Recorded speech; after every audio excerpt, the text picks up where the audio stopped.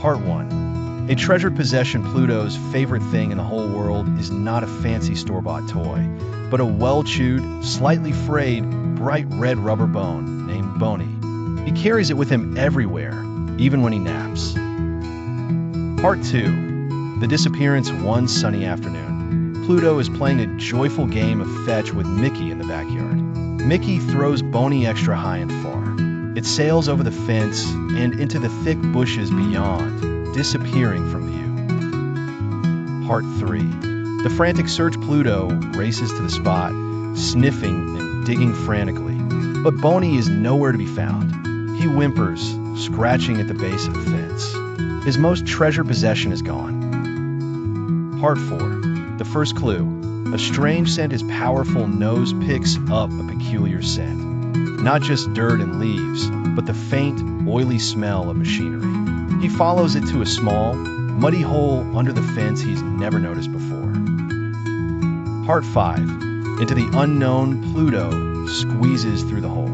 He finds himself not in the neighbor's yard, but in a vast, overgrown, vacant lot filled with tall grass, forgotten gardening tools, and stacks of old flower pots. Part 6. The chase is on. He sees a flash of red, but it's not Boney. It's the tail of a sneaky, thieving squirrel who is currently using his beloved Boney as a comfortable pillow in its nest high up in an oak tree. Part 7. A failed negotiation. Pluto barks up at the squirrel. The squirrel, whose name is Squirrely, just chatters back mockingly and pretends to give Boney a bath. Pluto's barking only makes Squirrely snuggle with it more possessively. Part 8. The ingenious idea. Pluto can't climb the tree, so he gets an idea. He finds an old, wobbly wheelbarrow and pushes it under the tree branch. He then stacks several unstable-looking flower pots in it to create a shaky tower. Part 9. The tower topples just as he's about to reach the nest. The entire tower of pots wobbles and crashes loudly.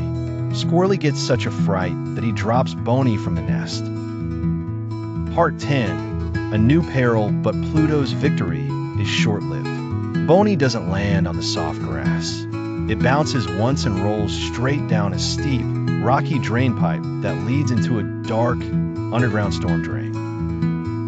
Part 11. The dark descent. Without a second thought, Pluto scrambles after it, sliding down the pipe into the dam, echoing darkness below. It's cold, wet, and scary. Part 12. An underground maze. The storm drain is a labyrinth of tunnels. Pluto's nose is confused by the smell of stagnant water and rust. He can't see Boney anywhere. He lets out a worried howl that echoes through the tunnels. Part 13. An unlikely guide. The howl is answered by a friendly, echoing squeak. A little field mouse named Pip pokes his head out from a small pipe. Seeing Pluto's sad eyes, Pip decides to help. Part 14. The mouse's map. Pip knows the drain system like the back of his paw. He leads Pluto through a series of turns, away from the deep water, toward a drier tunnel where things often get washed up. Part 15. The cul-de-sac of lost things. They arrive in a small, dry cavern. It's a collection point for all sorts of things lost from the world above. A single mitten, a baseball, a key, and there, nestled against the wall, is Boney.